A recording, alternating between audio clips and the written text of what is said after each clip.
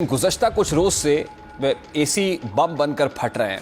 लाहौर, रावलपिंडी और फैसलाबाद में एसी फटने से धमाके के वाक़यात रिपोर्ट हुए हैं। लाहौर के इलाके में ऐसा ही वाक़या रूनुमा हुआ। फिर इसी तरह रावलपिंडी में एक सालगिरह की तकरीब के दौरान एसी धमाका हुआ, जिसके नतीजे में 7 अफराद जख्मी। माहिरीन के मुताबिक एसी धमाकों की सबसे बड़ी वजह R32 नामी गैस है। ये गैस बारूद का काम देती है। दरहकीकत एसी में मौजूद ये जो वाइब्रेटर्स हैं और कंप्रेसर्स मौजूद हैं, ये लगे हुए होते हैं और इस वजह से कंप्रेसर फट जाता है।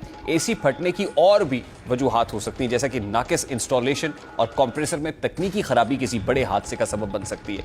पाकिस्तान में अमूमन R22 और R410A नामी गैस इस्तेमाल होती है। R22 निस्बतन पुरानी और माहौलियाती लिहाज से मुज़र सेहत गैस है, जबकि R410A ज़्यादा प्रेशर पर काम करती है और अगर ये गैस गलत तरीके से इंस्टॉल की गई है, भरी गई है, तो धमाके का बायस भी बन सकती है। इसके अलावा बाज़ गैर मयारी टेक्नीशियंस हाइड्रोकार्बन बेस्ड गैस जैसे R290 या R600A का इस्तेमाल करते हैं। इसके अलावा कंप्रेसर का ओवरलोड होना में फॉल्ट या वोल्टेज में उतार चढ़ाव भी एसी के फटने का बायस हो सकता है। अक्सर केसेस में गैर तरबियत याफ्ता अफराद की जानिब से की गई सर्विसिंग या गैर मयारी पुर्जों का इस्तेमाल ख़तरनाक नताइज का बायस बनता है। इस बात का इदराक होना ज़रूरी है कि एसी एक हसास बरकी और मैकेनिकल निज़ाम है, जिसकी तनसीब और देखभाल सिर्फ माहिरीन से ही करानी चाहिए।